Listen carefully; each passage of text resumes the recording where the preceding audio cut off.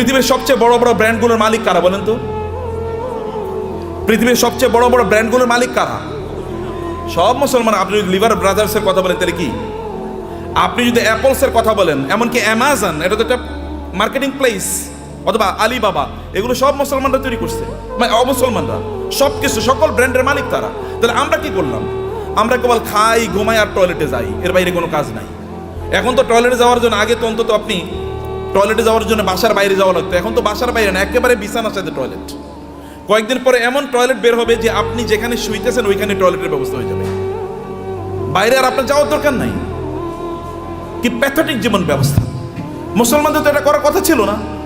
আল্লাহ তাআলা আপনাকে নির্দেশ করেছেন, ফাইজা কুদিয়াতিস সালাতু ফান্তাশিরু ফিল আরদি ওয়াবতাগু মিন ফাদলিল্লাহ। নামাজ শেষ মসজিদে বসে থাকা যাবে না। ওমর রাদিয়াল্লাহু তাআলার যুগে একদল যুবক নামাজের পর মসজিদে বসেছিলেন। ওমর লাঠি এনে তাদেরকে পিটাচ্ছেন, এখানে বসে আছো কেন? বলে, আমরা এখানে এমনি বসে আছি, আল্লাহ জিকির করছি। তোমাদের ইনকাম করা লাগবে না, ব্যবসা বাণিজ্য, চাকরি বাকরি করা লাগবে না, আল্লাহ আমাদেরকে খাওয়াবে। আসমান থেকে আল্লাহ কবি রিজিক নাজিল করেছে, আসমান থেকে আল্লাহ বৃষ্টি নাজিল করে। এই বৃষ্টিকে জমিনের ফসলের জমিতে নিয়ে তারপরে ফসল উৎপাদন করা লাগে, তোমাকে সেটা করতে হবে। লাঠি নিয়ে এসে তাদেরকে পিটিয়ে বের করে দিয়েছে, যাও চাষাবাদ করো, ফসল উৎপাদন করো, চাকরি বাকরি করো, ব্যবসা বাণিজ্য করো, এটাই তোমাদের কাজ। আল্লাহ সুবহানাহু ওয়া তাআলা কোরআনে সূরাতুল মুজাম্মিলে দুই ধরনের লোকের কথা বলেছেন। দুই ধরনের লোক তারা যুদ্ধে লিপ্ত আছে। এক ধরনের লোক তারা আল্লাহর রাস্তায় জিহাদ করছে, আল্লাহর দ্বীনকে প্রতিষ্ঠা করার জন্য। আরেক দল লোক তারা টাকা পয়সা ইনকাম করার জন্য যুদ্ধ করছে। কারণ টাকা পয়সা যদি না থাকবে তাহলে মসজিদ নির্মাণ করবেন কোত্থেকে, মাদ্রাসা নির্মাণ করবেন কোত্থেকে, আর যারা যুদ্ধ করবে তাদের জন্য অস্ত্র কিনবেন কোত্থেকে? করার জন্য you need some people who will support this people. আপনি একদল লোক যারা এই সাপোর্ট দেবে আপনাকে, তাদের অর্থ থাকা লাগবে। এবং এই কারণে আল্লাহ তাআলা বলেছেন, ওয়াইদু লাহুম মাসতাতা'তুম মিন কুওয়াতি ওয়া মিন রিবাতিল খায়ল। আল্লাহ তাআলা তার রাসূলকে বললেন, আপনি বলে দেন ওরা যেন ঘোড়ার আস্তাবল তৈরি করে, ওরা যেন ঘোড়া প্রোডাকশনের জন্য হাউস তৈরি করে। ঘোড়া প্রোডাকশন হাউস তৈরি করতে হলে কি লাগবে আপনি জানেন? আপনাকে ফার্ম তৈরি করতে হবে, ঘোড়ার ফার্ম। ঘোড়ার ফার্মে লাগে কি? ঘোড়ার ফার্মে লাগবে তাহলে ঘোড়াকে প্রজনন করার জন্য একটা পদ্ধতি লাগবে, রিপ্রোডাকশন প্রসেস লাগবে, এবং ডাক্তার লাগবে, কারণ এখানে বিভিন্ন ধরনের রোগ তৈরি হবে, রোগের চিকিৎসা করার জন্য। আবার এগুলো কি খাবারের জন্য ব্যবস্থা লাগবে, এগুলো খাবার আসবে কোত্থেকে? আরেকটা ইন্ডাস্ট্রি তৈরি হবে, যেমন এখন ফিশ ইন্ডাস্ট্রি তৈরি হবে। আবার এগুলোকে বিক্রি করার জন্য বাজার তৈরি হবে, মার্কেট প্লেস, বিশাল মার্কেট প্লেস। এবং সেখানে আবার কি ক্রেতা লাগবে, বিক্রেতা লাগবে। সেখানে আপনার ট্রেডার লাগবে, যারা ট্রেডিং করবেন এরকম লোকেরা লাগবে, যারা উৎপাদন করবে তারা লাগবে। আবার এদেরকে লালন পালন করার জন্য এই ঘোড়াগুলো একদল প্রশিক্ষিত লোক লাগে, যারা সার্ভিসম্যান, যারা সার্ভিস দেবেন। আবার এদেরকে মার্কেটে নিয়ে যাওয়ার জন্য একদল আপনার এজেন্ট লাগবে, অথবা আপনার যেমন এখানে এজেন্সি নিয়ে আপনার কাজ করছেন, এরকম আলাদা কিছু লোকেরা লাগবে যারা এগুলো নিয়ে যাবে এবং এগুলো তারা মার্কেট প্লেসে ব্যবহার করবে। ফলে আপনি যখনই আল্লাহ তাআলা বলেছেন যে আপনি ঘোড়ার আস্তাবল তৈরি করেন, ফার্ম তৈরি করেন, ফার্ম তৈরি করা মানে হচ্ছে বিশাল ইন্ডাস্ট্রি তৈরি করা। এবং এই ইন্ডাস্ট্রির কথা মুসলমানরা বুঝেছেন। প্রায় 1200 বছর জুড়ে, রাসূলের আগমনের পর থেকে শুরু করে 1200 বছর জুড়ে গোটা পৃথিবীর সকল প্রায় ইন্ডাস্ট্রির মালিক ছিল মুসলমানরা। অধিকাংশ ব্র্যান্ডের মালিক ছিল মুসলমানরা। কিন্তু আমরা যখন এই ব্র্যান্ড থেকে বের হয়ে গেলাম, যখন আমরা মনে করলাম আমরা ওই যে বৈরাগী জীবন যাপন করলাম, খ্রিস্টানদের মতো বৈরাগী জীবন যাপন করা শুরু করে দিলাম। না, আমি মাওলানা সাহেব, আমি ইমাম সাহেব, আমি কেবল আজান দেবো, আমারে যা পয়সা লোকেরা যা দান সাদাকা করে, এই দান সাদাকা খায় আমি বাঁচবো, এইরকম মানসিকতা যখন আমাদের তৈরি হয়ে গেল, আমি জাকাত খাবো, এইরকম মানসিকতা যখন তৈরি হয়ে গেল, তখন আমাদের কাছ থেকে চলে গিয়েছে অন্যদের কাছে নেতৃত্ব। পৃথিবী তারাই নেতৃত্ব প্রদান করে যাদের হাতে টাকা থাকে, এটা মনে রাখবেন। যাদের হাতে অর্থ থাকে তারাই পৃথিবী নিয়ন্ত্রণ করে। আমেরিকা কেন সুপার পাওয়ার? তাকে কেন ব্রিটিশরা সুপার পাওয়ার ছিল? কেন ফ্রান্স সুপার পাওয়ার? কেন ইউরোপ সুপার পাওয়ার? অথবা কেন এখন চায়না সুপার পাওয়ার হয়ে যাচ্ছে? কেন ইন্ডিয়া সুপার পাওয়ার হয়ে যাচ্ছে? আমরা কেন হতে পারছি না? It is only because we don't possess money, property. সম্পদ আমাদের কাছে নাই, টাকা আমাদের কাছে নাই। আমরা ভিক্ষা করলে ওদের কাছে ভিক্ষা করা লাগে। বাংলাদেশের উন্নয়নের জন্য টাকা আসে কোত্থেকে? আমেরিকা থেকে, ইউএস থেকে, অথবা ইউএসএইড দেবে, ইউএন দেবে, অথবা ওয়ার্ল্ড ব্যাংক দেবে ইত্যাদি। ওগুলো কি আমাদেরকে কি দেয়? সাদাকাই তো দেয়। জাকাত মানে জাকাত হতে বা তারা দেয় না, তারা সাদাকা দেয়, তারা চ্যারিটি করে, তারা দান করে আমাদেরকে। আর দান করা হাত, এই হাতই গোটা পৃথিবী নিয়ন্ত্রণ করবে। যে হাত দান গ্রহণ করে, এই হাত পৃথিবী কোনোদিন নিয়ন্ত্রণ করতে পারে না। আল্লাহ সুবহানাহু ওয়া তাআলা কোরআনে উল্লেখ করেছেন যে আমরা যেন আকিমুস সালাতা আতুজ যাকাতা, নামাজ পড়ো, যাকাত খাও। বুঝেন না আপনারা এখনো? আল্লাহ কি বলেছেন? নামাজ পড়ো, যাকাত খাও, নাকি? কেন বুঝেন না? কথা বলছেন না কেন? আপনার এতগুলো লোক, কোনো আওয়াজ নাই। নামাজ পড়ো, যাকাত খাও, নামাজ পড়ো, তোর জাকাত কবে দেবেন আপনি? আপনাকে জাকাত দেওয়ার মতো সম্পদের মালিক হওয়া লাগবে। আল্লাহ বলেছেন প্যারালাল। আপনি নামাজ পড়তেছেন, জাকাত দিতেছেন, আপনি তো পূর্ণ মুসলমানই হন না এখন। জাকাত দেওয়ার মতো প্রপার্টি অর্জন করতে হবে। কেন আপনি বসে থাকেন? আপনার অলসতা। আল্লাহ রাসূল আল্লাহর কাছে দোয়া করেছেন, আল্লাহুম্মা ইন্নী আউযু বিকা মিনাল হাম্মি ওয়াল হাযান ওয়া মিনাল আজজি ওয়াল কাসাল। হে আল্লাহ, আমি অক্ষম অথবা অলস, এই দুটা থেকে আল্লাহর কাছে তিনি আশ্রয় চেয়েছেন। আমি অক্ষম যে আমি আয় ইনকাম করতে পারি, আমি অলস, আমি ইনকাম করার জন্য বাস রাস্তায় বের হই না, আমি বাজারে যাই না, আমি প্রোডাকশন হাউস তৈরি করি না, অথবা আমি ট্রেডিং সেন্টার তৈরি করি না, আমি বৈশা থাকি আর খাই, এবং আমি তোমার কাছে মান্না সালোয়ার জন্য দোয়া করি, তুমি আমার জন্য মান্না সালোয়া পাঠাইও। এইরকম যেন আমি না হই। আমি যেন অ্যাক্টিভলি এঙ্গেজ থাকি সমাজে, আমি যেন কাজ করি সমাজে। আপনার নবী কি করেছেন? নবী হওয়ার আগেও তিনি বিজনেস করেছেন, নবী হওয়ার পরেও তিনি বিজনেস করেছেন। সাহাবায়ে কেরামদের মধ্যে দেখেন, আবু বকর রাদিয়াল্লাহু তাআলা যখন তিনি খলিফা হিসেবে তাকে নির্ধারণ করা হয়, তিনাকে খলিফা তৈরি করা হয়, তিনি যাচ্ছেন মাথায় কাপড়ের পুটলি নিয়ে তিনি বাজারে যাচ্ছেন। ওমর বলেন, আপনি যাচ্ছেন কই?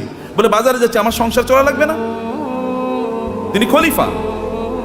এখন প্রেসিডেন্ট যদি অথবা প্রাইম মিনিস্টার যদি ব্যবসা করে, আপনার বলবেন হে তো ওইদিকে ব্যবসা করে। কেন প্রাইম মিনিস্টার ব্যবসা করবে না? কেন প্রেসিডেন্ট কেন ব্যবসা করবে না? মন্ত্রী কেন ব্যবসা করবে না? করবে। ব্যবসা তো আমাদেরই করা উচিত, কারণ আমরা inherently by born, by virtue of our identity, আমরা মুসলিম হওয়ার কারণে, কোরআন ধারক এবং বাহক হওয়ার কারণে আমাদেরকে বিজনেস করা লাগবে। আমাদেরকে সম্পদ উপার্জনের করার জন্য আমাদেরকে এই পদ্ধতি আবিষ্কার করা লাগবে আমাদেরকে, সম্মানিত ভাইয়েরা। কিন্তু এটা হলো একটা দিক। কিন্তু এই সম্পদ যেন আমাকে কারুনের মতো না বানিয়ে ফেলায়।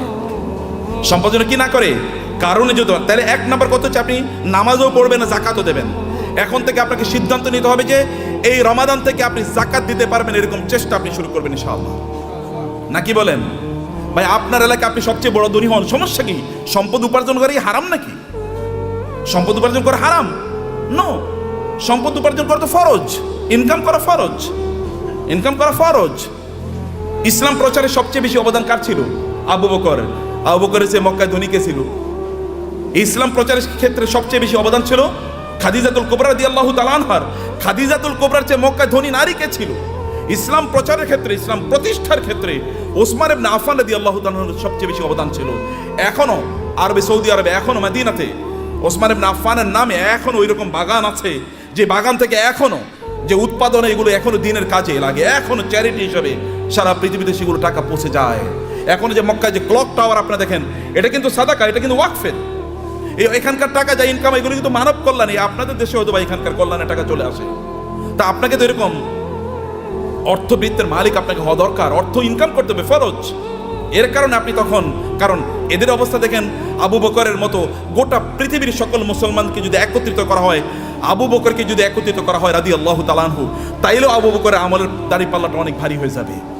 কেবল ইবাদত করেই, এই তথাকথিত এই যে কথিত যে ইবাদত আছে, এই রিচুয়াল, আপনি নামাজ পড়লেন, কোরআন তেলাওয়াত করলেন, ইত্যাদি ইত্যাদি, এর মাধ্যমে এই জায়গায় যাওয়া যায় না। You need financial contribution to the establishment, to the preaching and the propagation of Islam. ইসলামকে মানুষের কাছে পৌঁছে দেওয়ার জন্য আপনার অর্থনৈতিক অবদান লাগবে। এই অবদানের কারণে আল্লাহ সুবহানাহু ওয়া তাআলা নামাজকে যেমনিভাবে ফরজ করে দিয়েছেন, তিনি আমাদের জন্য জাকাতকেও ফরজ করে দিয়েছেন। এখন আপনি বলবেন যে আমি টাকার মালিক হলে যেন জাকাত দেবো। আল্লাহ বলছেন তুমি টাকার মালিক হয়ে জাকাত দাও, তোমার জন্য ফরজ। টাকার মালিক হয়ে জাকাত। আল ইয়াদুল উলিয়া খায়রুম মিনাল ইয়াদিস সুফলা।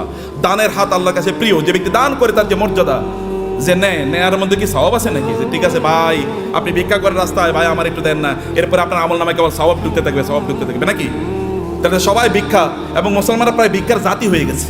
মাহফিল করলেও ভিক্ষা লাগে, মসজিদ বানাইলেও ভিক্ষা লাগে। কেমন অবস্থা এটা? এটা কেন আপনারা করলেন? আপনারা কেন ইসলামকে এরকম জায়গায় নিয়ে আসছেন? আমরা কেন নিয়ে আসি? আমি আলেমদের কথা বলছি, আপনাদের বলছি না। কেন এই জায়গায় নিয়ে আসবেন?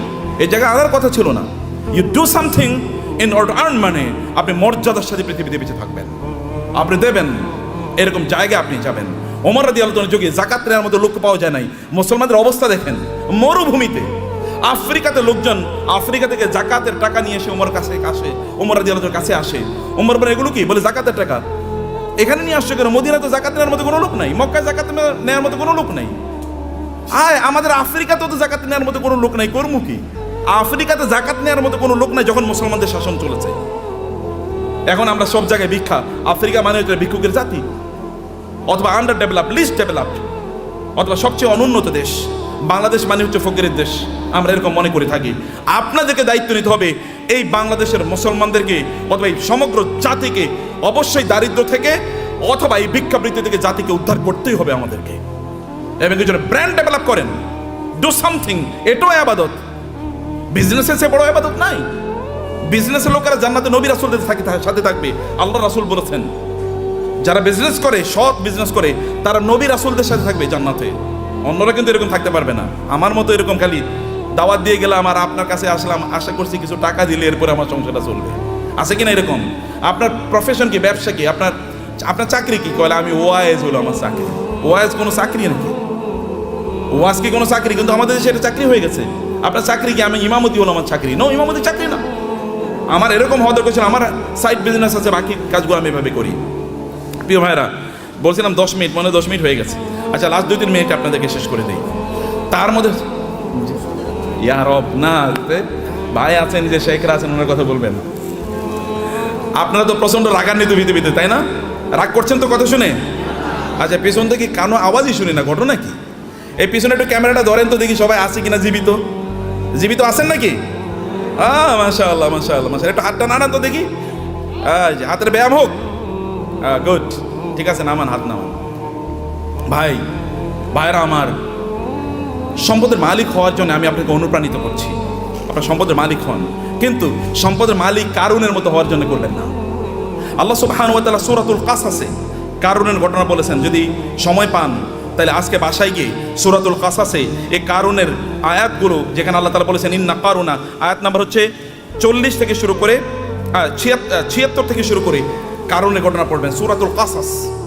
ইন্না কারুনা কানা মিন কওমি মূসা ফাবাগা আলাইহিম ওয়া আতাইনাহু মিনাল কুনুজি মা ইন্না মাফাতিহাহু লাতানু বিল উসবাতি উলিল কুওয়া ইয ক্বালা লাহু কওমুহু লা তাফরাহ ইন্নাল্লাহা লা ইউহিব্বুল ফারিহিন। আল্লাহ সুবহানাহু ওয়া তাআলা বলেছেন, কারুনের গল্প আমাদেরকে বলছেন। তাহলে আমার আলোচনা দুটো পার্ট, এর একটা পার্ট আমি শেষ করলাম।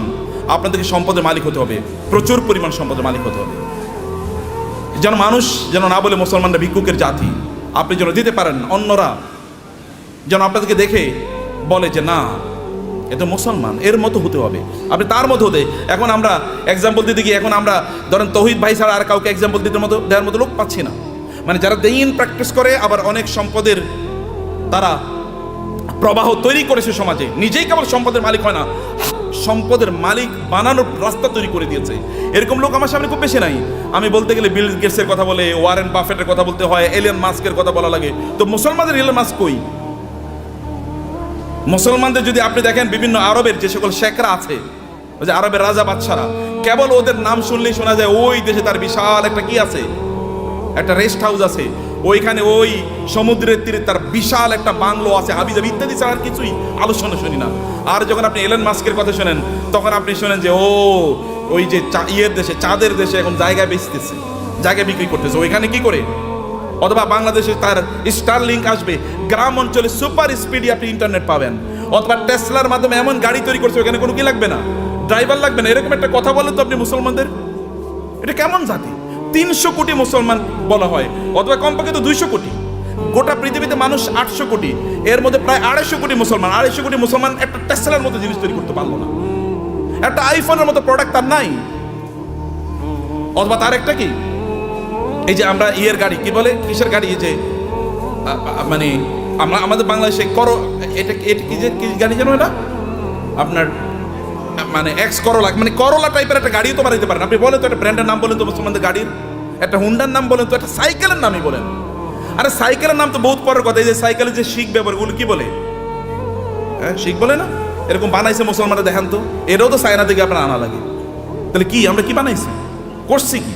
কেবল খাও দাও ফুর্তি করো, দুনিয়াটা মস্ত বড়, এরকম টাইপ ছাড়া কোনো কিছু নাই। খাও, ঘুমাও এবং সিনেমা দেখো আর ফেসবুক টিপাও। যে ফেসবুক বানাইছে ওর নিজেরও অ্যাকাউন্ট হয়তো বা নাই, কিন্তু আপনি এটা নিয়ে সারাদিন রাত ব্যস্ত আছেন। ও যে ইউটিউব বানাইছে, ওইটা ব্যবসায়ী হাউস তার, এখান থেকে সে বিলিয়নস অফ ডলার্স ইনকাম করে নিচ্ছে, কিন্তু আপনি ওইটাই দেখেন এবং আপনি বলেন পাগলের সুখ মনে মানে, আপনি আমি কত সুখী, সারা রাত বইরা সিনেমা দেখতেছি, মজা কারে বলে? Stupid lifestyle. নো, আল্লাহ আপনাকে এই জন্য তৈরি করেন নাই, হিউজ প্রোডাক্টিভিটি তৈরি করেছেন এবং আল্লাহর মার্সি আপনার উপর আছে। আল্লাহ সুবহানাহু ওয়া তাআলা আপনাকে সেরকম ক্যারিশমা দিয়ে তৈরি করেছেন এবং এই কারণে আপনার এলাকায় আপনি সবচেয়ে বেশি সম্পদের মালিক হন এবং এর মাধ্যমে আপনি ওই এলাকাটাকে উন্নয়নের কাজ করেন। ওইখানে এমন কোনো মসজিদ না থাকুক যে মসজিদে আপনার কন্ট্রিবিউশন নাই, এমন কোনো মাদ্রাসা না থাকুক যেখানে আপনার কন্ট্রিবিউশন নাই, এমন কোনো দিনই কাজ না থাকুক যেখানে আপনার কন্ট্রিবিউশন নাই। লোকেরা যখন চিন্তা করবে আমরা এখানে একটা দিনই কাজ করতে চাই, তখন সবার আগে আপনার নাম মনে পড়বে, অমুকের কাছে যাই। যেমনিভাবে লোকেরা কোনো দিনই কাজ করলে, রাসূলের কোনো দিনই কাজের প্রশ্ন দেখা দিলে তার সবার আগে মনে পড়তো কার নাম? আবু বকরের নাম। আবু বকর নাম মনে পড়তো, অথবা ওসমান নাম মনে পড়তো, কারণ কেউ তাদেরকে সুপারসিড করতে পারতো না।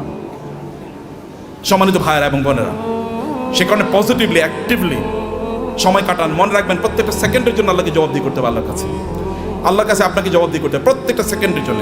ওয়াল আসরি ইন্নাল ইনসানা লাফি খুসর, মানুষ সৃষ্টিগতভাবে বিপদের মধ্যে আছে। ইন্নাল ইনসানা লাফি খুসর, তবে ইল্লাল্লাযিনা আমানু ওয়া আমিলুস সালিহাত, যারা ঈমান এনেছে, ঈমান আনার উপর ভালো কাজ করছে। যাকাত যদি ইসলামের তৃতীয় স্তম্ভ হয়, আমরা বলি নামাজ রোজা, নামাজ রোজা, আল্লাহ বলছেন নামাজ জাকাত, নামাজ জাকাত, নাকি আমরা কি বলি? নামাজ রোজা, কিন্তু আল্লাহ কি বলেছেন? নামাজ জাকাত। কারণ দুটোকে একসাথে বলেছেন। এই দুটোকে একসাথে আপনাকে যদি আপনি করতে পারেন, তাইলে তো আপনি ইসলামের 5টা স্তম্ভ আপনি পালন করলেন। আপনি 5টা স্তম্ভ কয়জন পালন করছেন এর মধ্যে আপনি বলেন, কেন 5টা স্তম্ভ আপনি পালন করলেন না? এই 5টা স্তম্ভের উপর তো ঘর নির্ভর করে, এই গোটা ইসলাম নির্ভর করছে 5টা স্তম্ভের উপর। আপনি কেন হজ করতে পারলেন না? আপনি কেন জাকাত দিতে পারলেন না? এই দুটো তো ইসলামের স্তম্ভ। আপনি কেবল নামাজ পড়িয়ে তেলে জান্নাতুল ফেরদাউসে চলে যেতে পারবেন নাকি? নো, অসম্ভব। সবগুলো একসাথে করে আপনি এমন একটা বিল্ডিং বানালেন একটা ইয়ের উপর, পিলারের উপর। এই বিল্ডিং কি পৃথিবীর সবচেয়ে স্থায়ী বিল্ডিং হবে? পিলার একটা মাত্র, যে কোনো সময় ধসে পড়ে যেতে পারে। শুধু নামাজের উপর নির্ভর করলেন, যে কোনো সময় ধসে পড়ে যেতে পারে। অতএব সবগুলোর উপর আপনার দিনকে প্রতিষ্ঠিত করা লাগবে। বুনিয়াল ইসলাম আলা খামসিন, শাহাদাতি আল্লাহ ইলাহা ইল্লাল্লাহ থেকে ওয়া হাজ্জিল বাইতি মান ইসতাতা ইলাইহি সাবিলা, সামর্থ্য অর্জন করা লাগবে আপনার, এবং অন্যরা আপনাকে দেখে শিখুক যে না এইরকম জীবনযাপন করা লাগে। অন্যরা আপনাকে দেখুক এরকম জীবনযাপন। কিন্তু আপনি সম্পদ উপার্জন করার একমাত্র কারণ যেন না হয় কারুন টাইপের জীবনযাপন করা। কারুন টাইপের জীবনযাপন করা কি? আল্লাহ সুবহানাহু বলেছেন, ইন্না কারুনা কানা মিন কওমি মূসা ফাবাগা আলাইহিম। কারুন ছিল মূসা আলাইহিস সালামের তার বংশের লোক, অর্থাৎ বনি ইসরাইলের লোক। কিন্তু এই বনি ইসরাইলের উপরে সে জুলুম অত্যাচার করা শুরু করে দিয়েছে। যেমন আমাদের দেশে দেখবেন, আমাদের দেশে লোকেরা ব্যবসা করতেছে কিন্তু টাকা পাচার করতেছে অন্য দেশে। আছে কিনা এরকম? বুঝেন না আপনারা? ব্যবসা করতেছে এই দেশের মানুষের, কিন্তু টাকা পাচার করতেছে আরেক দেশে। আরেক দেশের ব্যাংকে গিয়ে তার সকল টাকা খুঁজে পাওয়া যায়। এর চেয়ে বড় জালিম আল্লাহর জমিনে আর হতে পারে না। কারণ আপনি যেখানে ইনকাম করেছেন ওই অঞ্চলের মানুষের হক আছে আপনার উপর, কারণ তাদেরকে দিয়ে আপনি ইনকাম করেছেন, তাদের উন্নয়নের জন্য আপনাকে কাজ করা লাগবে। ফেরাউনি মানে কারুনি টাইপ এরকম, যে কারণ এরকম করেছে, কিন্তু সেই লোকজনের উপর সে জুলুম এবং অত্যাচার চালিয়ে দিল। এবং তার কি পরিমাণ সম্পদ ছিল, আল্লাহ তাআলা বলেছেন যে ওয়াতাইনাহু মিনাল কুনুজি মা ইন্না মাফাতিহাহু লাতানু বিল উসবাতি উলিল কুওয়া, যে তার এত সম্পদ আল্লাহ তাআলা তাকে দিয়েছেন, সে কিন্তু গরিব একটা জাতির একজন, গরিব জাতি মানে হচ্ছে বনি ইসরাইল। বনি ইসরাইল কিন্তু কৃতদাস, ফেরাউন তাদেরকে কৃতদাস বানিয়ে রেখেছিল, তাদেরই একজন, কিন্তু প্রচুর পরিমাণ সম্পদের মালিক হয়েছে। সম্পদের মালিক হয়েছে এদের মাঝে ব্যবসা করার কারণেই, ব্যবসা করার মাধ্যমে। কিন্তু এবং তার এত পরিমাণ সম্পদ যে তার সম্পদগুলো সোনা দানা এগুলো যেই সিন্ধুকে রাখতো, ওই সিন্ধুকগুলোর চাবি বহন করার জন্য একটা বিশাল গ্রুপ অফ পিপল লাগতো। কি পরিমাণ তাদের সিন্ধুক ছিল, কি পরিমাণ সম্পদ ছিল তার। এরকম সম্পদ এর মালিক হওয়ার পরে এরপরে তিনি কি করেছেন? তিনি প্রচন্ড অহংকারী জীবনযাপন করতেন, আনন্দ ফুর্তি নিয়ে ব্যস্ত থাকতেন। ভালো করে শুনুন, আপনাদের গল্প বলছি। আনন্দ ফুর্তি কি? অনেক টাকা। অতএব আজকে ফ্যামিলি সহ চিন্তা করতো আজকে আমরা কক্সবাজারের ট্যুরে যাব। ওকে, কক্সবাজারের ট্যুর শেষ, মজা শেষ, ওইখানে আনন্দ ফুর্তি করে আগামীকাল আমরা সাজেকে যাব, সাজেকের মজা শেষ সিলেটে যাব, সিলেটের মজা শেষ সিঙ্গাপুরে যাব, সিঙ্গাপুরের মজা শেষ আমেরিকা যাব, না এরপরে কানাডাতে যাব। একটার পর একটা কেবল ঘুরে বেড়াচ্ছে, আনন্দ ফুর্তি করছে, আর ফেসবুকে পোস্ট দিচ্ছে আলহামদুলিল্লাহ আমি খুব ভালো আছি। এরকম যখন পোস্ট দেয় তখন কি হয়? আপনি কেবল আনন্দ ফুর্তি করে বেড়াচ্ছেন। এবং এই সবচেয়ে সুন্দর সিনেমা কোনটা এসছে? চলো সিনেফ্লেক্সে আমরা গিয়ে সিনেমা দেখে আসবো। সিনেফ্লেক্সে ঢোকার আগে এরকম একটা বিশাল বড় ফেসবুকে একটা পোস্ট দিয়ে বললো, এখন মাত্র সিনেফ্লেক্সে আমি ঢুকতেছি সিনেমা দেখার জন্য। মানুষের দেখাচ্ছে তার প্রচুর পরিমাণ সম্পদ, এবং বিশাল গাড়ি হাঁকিয়ে যখন তিনি গ্রামে যান ওইখানে উইন্ডো খোলেন না, অথবা তার এলাকায় যখন যান তখন তিনি মহা অহংকারী, কেউ তার কাছেও আসতে পারে না। অনেক পরিমাণ সম্পদ আর আছে, এটা কেবলমাত্র নিজের ভোগ বিলাসের জন্য তিনি ব্যবহার করছেন এবং ব্যয় করছেন। কেবল নিজের ভোগ ছাড়া অন্য কোনো কিছু নাই তার নিজের, কারণ সে নিজে মনে করে যে আমি ইনকাম করেছি, আমি নিজেই ভোগ করব। এবং কারণ কিন্তু একই কাজ করেছে, কারণকে তার সম্প্রদায় লোকেরা বলেছে, তুমি এত অহংকার করো না, তুমি এত আনন্দ ফুর্তি নিয়ে ব্যস্ত থেকো না, তুমি যিনি তোমাকে সম্পদ দিয়েছেন তার প্রতি কিছু কৃতজ্ঞ থাকো। ওয়াবতাগি ফীমা আতাকাল্লাহুদ দারাল আখিরাহ, আল্লাহ তোমাকে যে সম্পদ দিয়েছেন এই সম্পদকে ব্যবহার করে আখিরাত অর্জন করো, অর্থাৎ জান্নাত অর্জন করো। সম্পদ ব্যবহার করে অধিকাংশ লোকই জান্নাত অর্জন করে না জাহান্নাম অর্জন করে, বলেন তো? অধিকাংশ লোকের কি অবস্থা? জাহান্নাম। কিন্তু তাসমিয়া কসমেটিক্স আপনারা যারা আছেন, সম্পদকে উপার্জন করে জাহান্নাম অর্জন করবেন না আপনারা ইনশাআল্লাহ। কারণ আপনাদের সামনে আল্লাহর রহমতে এমন একজন লিডিং এক্সাম্পল আছেন। আমি তাওহীদ ভাইয়ের কথা আরও বলি, এত বেশি কাজ করেন তিনি দিনই, এটা আপনারা হয়তো বা জানেন না, আমি কিছু জানি। The ice, tip of the iceberg, মানে বিশাল বড় অথবা পাথর, আপনার কি বলে, আপনার এই যে এর সামান্য একটু হয়তো আমি জানি, তার চেয়ে বেশি আমি জানি না। বরফের বিশাল খণ্ডের সামান্য একটু আমি জানি, এক ড্রপস অফ ওয়াটার, অথবা তার চেয়ে বেশি করে আল্লাহ তাআলা কবুল করে নেন। আমি বেশি প্রশংসা করতে চাই না, আপনাদেরকে বলতে চাই প্রিয় ভাইরা, আপনাদেরকে যে কথাটা বলতে চাই আপনারা শুনুন। সম্পদ উপার্জন করেছেন কেবল নিজের জন্য না। যখন কারণকে বলা হলো তুমি এরকম অহংকার করো কেন, তখন সে বলে আমার সম্পদ আমার নিজের যোগ্যতা আমি অর্জন করেছি, উপার্জন করেছি, আমি অহংকার করব না, আমি আনন্দ ফুর্তি করব না। আমার তো থাকবে গাড়ি একটা না, গাড়ি 10টা থাকবে। এবং আপনি মানে খাবেন হচ্ছে এতটুকু, কিন্তু আপনি 10 জনের খাবার আপনি নষ্ট করবেন। আপনার লাগবে একটা, কিন্তু আপনি 10টা ব্যবহার করছেন। আপনার শার্ট আছে প্রায় 200, কোনটা যে কবে পড়বেন আপনি জানেন না। যদি প্রতিদিন একটা করে পড়েন তাইলে এরপরে সর্বশেষ শার্টটা পড়ার জন্য 3 বছর পরে শার্ট পড়তে পারবেন। এইভাবে আপনি আপনার লাইফস্টাইল তৈরি করে রেখেছেন। এটা ছাড়া আপনি কোনো কিছুই বুঝেন নাই, এবং মানুষকে আপনি দেখিয়ে বেড়ান আপনি কি পরিমাণ সম্পদের মালিক হয়েছেন। সম্পদের মালিক ব্যক্তি তার নিজের যোগ্যতা হতে পারে না। আপনি তৌহিদ ভাইকে জিজ্ঞেস করে দেখেন, সম্পদের মালিক হওয়ার জন্য আল্লাহর স্পেশাল অনুমোদন লাগে, আল্লাহর রহমত লাগে। আল্লাহ রহমত না দিলে কোনোদিন কেউ সম্পদের মালিক হতে পারে না। চেষ্টা করে সম্পদের মালিক, আপনি প্রচুর পরিশ্রম করবেন, এই কারণে সম্পদের মালিক হবেন এটা নয়। নাহলে রিক্সাওয়ালারাই সবচেয়ে বেশি সম্পদের মালিক হতো, অর্থাৎ দিন মজুররাই সবচেয়ে বেশি সম্পদের মালিক হতো। নো, আল্লাহ সুবহানাহু ওয়া তাআলা আপনাকে দেন পরীক্ষা করার জন্য। কিন্তু আপনি এই সম্পদে, আমি এই কথা আপনাকে বলবো না যে টাকা ইনকাম করেন আর কেবল কথিত আল্লাহ সুবহানাহু ওয়া তাআলার রাস্তায় ফি সাবিলিল্লাহ ছাড়িয়ে আপনি এটাকে ব্যবহার করেন, আমি তা বলছি না। আমি বলছি হারাম কাজে এগুলোকে ব্যবহার করেন না, সিনেমা দেখার জন্য ব্যবহার করবেন না। লেটেস্ট কি সিনেমা তৈরি হয়েছে এটা নিয়ে কিনে নিয়ে আসো এবং সবাইকে নিয়ে আনন্দ ফুর্তি করে বেড়াবেন, অথবা আপনার ছেলে মেয়ে ওয়াইফ ইত্যাদিকে নিয়ে, বাচ্চাদেরকে নিয়ে আপনি যাবেন বিভিন্ন জায়গায় বেড়ানোর জন্য। আনন্দ ফুর্তিতে মেসে থাকবেন, লাল পানি খাবেন, অথবা জুয়া খেলবেন, অথবা অন্যান্য ফুর্তি ফ্যাশন করে বেড়াবেন। সেখানে কোনো দিনই পরিবেশ নাই, দিনই কোনো আচরণ নাই, এবং এর মধ্যে আপনি আনন্দ খুঁজে বেড়াচ্ছেন। আপনার টাকা আপনি এইভাবে ব্যয় করছেন। এই অর্থ ব্যয়ের মাধ্যমে আপনি জান্নাত কিনছেন না জাহান্নাম কিনছেন? আপনি কিনছেন জাহান্নাম, অথচ আল্লাহ অনুগ্রহ করে আপনাকে সম্পদ দিয়েছেন। আপনার সম্পদ ব্যবহার করে আপনি জান্নাত কেনেন। এগুলোকে হালাল উপায় ব্যবহার করলে আপনার জান্নাত কেন হয়ে যায়? আপনি হালালভাবেই চলেন, নো প্রবলেম। এমনকি আপনার স্ত্রীর জন্য যদি আপনি গোলাপ ফুল কিনে নিয়ে যান, সেটাও আপনার জন্য কি, সেটাও কি সওয়াব। বলবে নতুন ফতোয়া নিয়ে আইছে, নতুন ফতোয়া, এটাই পুরান ফতোয়া, এটাই পুরান ফতোয়া।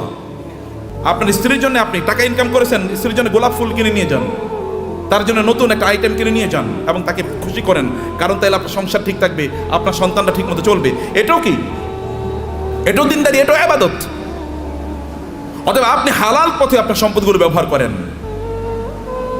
এর মাধ্যমে আপনি ওয়াবতাগি ফীমা আতাকাল্লাহুদ দারাল আখিরাহ ওয়ালা তানসা নাসিবাকা মিনাদ দুনিয়া।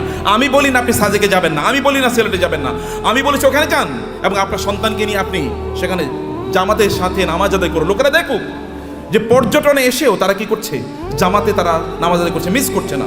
আপনি বিচে তখন যান যখন নামাজের সময় না, লোকেরা দেখুক যে তিনি নামাজকে প্রায়োরিটি প্রদান করছেন। লোক ওইখানে গিয়েও আপনি দান সাদাকা করুন, লোকেরা দেখুক যে লোকটা আল্লাহ সুবহানাহু ওয়া তাআলাকে আনন্দ করতে এসে আল্লাহকে বলেন নাই, আল্লাহকে তিনি তার প্রায়োরিটির মধ্যে রেখেছেন। ওইখানে আপনি গিয়েছেন, এখন অর্ধ উলঙ্গ হয়ে আপনি ঘুরবেন না। আপনার স্ত্রী তিনি সেখানে পর্দার মধ্যে থাকবেন না, আপনি তাকে দেখিয়ে দেখিয়ে শোপিসের মধ্যে, চিড়িয়াখানার চিড়িয়ার মতো তাকে এরকম দেখায় দেখায় বেড়াবেন, এরকম করবেন না। তাইলে আপনি কি হলো, আপনার সম্পদ দিয়ে আপনি জান্নাত উপার্জন করলেন, জাহান্নাম আপনি উপার্জন করলেন না। আপনার সম্পদের কারণে অন্যকে ছোট তুচ্ছ তাচ্ছিল্য করে দেখবেন না, দেখাবেন না। আপনার ড্রাইভার তাকে তুই করে বলা, আপনার সন্তানও তাকে তুই করে বলে, আপনি তুই করে বলছেন। আপনার বাসায় বুড়ো মহিলারা কাজ করে, তাদেরকে আপনি তুই করে বলছেন, আপনি নিজেও তুই করে বলছেন, আপনার বাচ্চারও তুই করে বলে। এটা কেমন কথা হলো? তিনি তো আপনার মায়ের সমান বয়সের, আল্লাহ তাকে না দিয়ে পরীক্ষা করছেন, আপনাকে দিয়ে পরীক্ষা করছেন। লাইফস্টাইলে অহংকার যদি কেউ করে তাহলে কারণের অবস্থা কি হয়েছিল, এত ব্যাপক পরিমাণ সম্পদ, লোকেরা তাকে দেখলে বলতো আহা কারণের মতো যদি সম্পদ আমার থাকতো, আমাদের থাকতো। কিন্তু কোনো এক সময় কারণের এই আনকন্ট্রোল জীবনযাপনের কারণে আল্লাহ তাকে ধ্বংস করে দিয়েছেন, মাটির নিচে তাকে এবং তার সম্পদকে মাটির নিচে পুঁতে দিয়েছেন। তখন লোকেরা বলো আল্লাহ আমাদেরকে বাঁচিয়েছেন, আমরা কারণের মতো হই নাই, আল্লাহ আমাদেরকে বাঁচিয়েছেন। সম্মানিত ভাইরা, আপনার সম্পদের প্রতি অন্যের অধিকার আছে, এই অধিকারগুলো দান করুন। মনে করবেন আল্লাহ যদি আপনাকে দেয় তাহলে আপনার লাইফস্টাইলই কেবল বাড়াবেন না।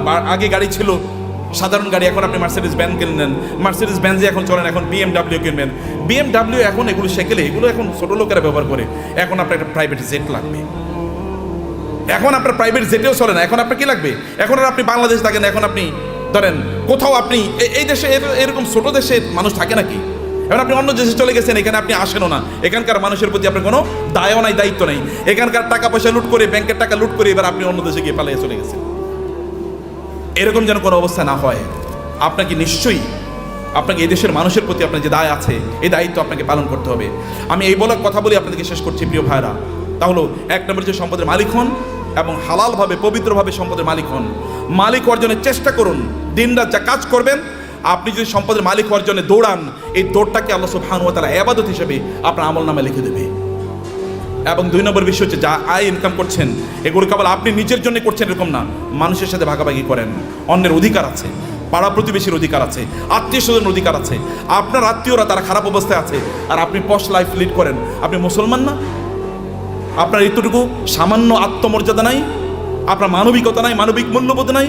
কিয়ামতের দিন আল্লাহর সামনে দাঁড়াবেন, আল্লাহ আপনাকে বলবে তুমি এত ভালো জীবনযাপন করেছো আর তোমার আত্মীয়রা না খেয়ে মারা গিয়েছে। সেদিন কি উত্তর দেবেন? সেদিন বলবেন আল্লাহ আমার আবার দুনিয়ায় পাঠাও, আমি দুনিয়ায় প্রচুর পরিমাণ দান সাদাকা করে এবার আমি আখিরাতে আসতে চাই। কেউ সেই দিন আর পৃথিবীতে আল্লাহ তাআলা আমাদেরকে ফেরত পাঠাবেন না, কারণ দুনিয়া একবার, দুনিয়া কি একবার। সম্মানিত ভাইরা, আমি এগেইন আমাদের তাওহীদ ভাইয়ের প্রতি কৃতজ্ঞ যে এই অনার আমাকে দেওয়ার কারণে। বারাকাল্লাহ ফিকুম, থ্যাংক ইউ ভেরি মাচ। আর তাসমিয়া হার্বাল তো আমার খুবই প্রিয় প্রতিষ্ঠান, এই জন্যে যে একটা প্রতিষ্ঠান দিনের আবহে থেকে কিভাবে বড় হতে পারে এটা একটা এক্সাম্পল। এবং আপনারা এর সাথে লেগে থাকেন, নিজেরা এটাকে আরো বড় করেন, নিজেরা অনেক বড় হন ভাইয়েরা, অনেক বড় হন। এই গোটা পৃথিবীর সম্পদ যদি ভালো মানুষের হাতে থাকে তাইলে কি ওগুলো দিয়ে সিনেমা বানাইবো বলুন তো? আচ্ছা, আমাদের তৌহিদ ভাই কি ওনার টাকা দিয়ে সিনেমা বানাইবো কোনোদিন? নাটক বানাবে? LGBTকে প্রমোট করবে? অশ্লীলতাকে প্রমোট করবে? কোনো কিছু করবে না। হলে ভালো কাজে চলবে, অথবা এই যে আপনাদের জন্য ব্যয় হবে, অথবা দেশের উন্নয়নে সেটা কাজে লাগবে। এরকম মানুষের হাতে সম্পদ থাকা উচিত এবং আপনি নিজকে ওরকম একজন রোল মডেল তৈরি করেন, এরকম একজন মানুষের পর। এটা কিন্তু আল্লাহর নির্দেশ। আমি কিন্তু আল্লাহর কথাগুলো আপনাকে বলে গেছি আমার ভাষায়, আল্লাহর ভাষায় তো আমি বলতে পারবো না, আমার ভাষায় আল্লাহর কথাগুলোকে আপনাদের ব্যাখ্যা করলাম। হে আল্লাহ, তুমি এই আয়োজনটাকে কবুল করে নাও, আজকের এই কনফারেন্সকে কবুল করে নাও, এই তাসমিয়া হারবালকে তুমি কবুল করে নাও আল্লাহ, এবং এটাকে বাংলাদেশের লিডিং বিজনেস হাউস হিসেবে কবুল করে নাও আল্লাহ। আল্লাহ, এখানে যারা এর সাথে সম্পৃক্ত আছেন বিভিন্নভাবে, আল্লাহ সবাইকে তুমি কবুল করে নাও আল্লাহ, এবং সবার ব্যবসার মধ্যে তুমি বারাকা দান করো আল্লাহ। আর এরা সবাই যেন অন্যদের জন্য রোল মডেল হতে পারে, অন্যদের জন্য আদর্শ হতে পারে আল্লাহ। সবাইকে তুমি সেই স্ট্রেংথ এবং স্টামিনা দান করো আল্লাহ। আমাদের সবাইকে আমাদের সম্পদ দিয়ে যেন আমরা আখিরাতে তোমার কাছে যেন একটা ঘর বানাতে পারি আল্লাহ, তোমার কাছে আমাদের জন্য ঘর বানাইয়া দিও। আমরা সেভাবে আমাদের সম্পদগুলোকে যেন ব্যয় করতে পারি, এবং অন্যের প্রতি আমাদের যে দায় আছে, দায়িত্ব আছে, মানুষের প্রতি আমাদের যে দায় আছে সেটা যেন আমরা পালন করতে পারি। আমাদের সম্পদের কারণে যেন আমরা অহংকারী না হয়ে উঠি, আমরা কেবল যেন শো অফ না করি, আমি দেখাই যে আমার এরকম আছে এবং অন্যরা এটা দেখে ইনফেরিয়রিটি কমপ্লেক্স, এটা যেন না হয়। আপনি ভাবির জন্য বিশাল বড় গয়না কিনে নিয়ে গেলেন, এবার আপনার ওয়াইফ আরেকজনের, আপনার কোনো মানে তার কোনো কাজিনের অথবা তার কোনো বান্ধবীর অথবা অন্য কাউকে বললো, দেখো আমার স্বামী কিন্তু আমার এই টাকা দিয়েছে। এরপরে উনি তো তার স্বামীর সাথে এবার ঝগড়া বিপদ লাগলো, আমার বান্ধবীর স্বামী এরকম দিয়েছে, তুমি আমারে দিলা না, তো তুমি তো আমার প্রতি জুলুম করছো, আমি তোমার বিয়া করে জীবনটা শেষ হয়ে গেল আমার। এটা শো অফ করার জন্য না, আল্লাহর প্রতি কৃতজ্ঞতা। যত আল্লাহ দেবেন তত কৃতজ্ঞতা বাড়িয়ে দেন। আল্লাহ আপনার মাথা উঁচু করে দিয়েছেন, যিনি মাথা উঁচু করে দিয়েছেন তার জন্য মাথাটা কি হবে? অবনত হবে, সেজদায় বেশি লুটিয়ে পড়তে হবে, তাইলে তিনি আপনার মাথাকে উঁচু করে দেবেন। থ্যাংক ইউ ভেরি মাচ, জাযাকুমুল্লাহ খায়র। আল্লাহ সুবহানাহু ওয়া তাআলা আমাদের সবাইকে অনেক অনেক কল্যাণ দান করুন, আল্লাহুম্মা আমিন। আজ ওয়াসাল্লাল্লাহু সুবহানাহু ওয়া তাআলা নবিয়ানা মুহাম্মদ ওয়া আলিহি ওয়া সাহবিহি আজমাইন। সুবহানাকাল্লাহুম্মা ওয়া বিহামদিক, আশহাদু আল্লা ইলাহা ইল্লা আনতা আস্তাগফিরুকা ওয়া আতুবু ইলাইক। ওয়াসসালামু আলাইকুম ওয়া রাহমাতুল্লাহি ওয়া বারাকাতুহু।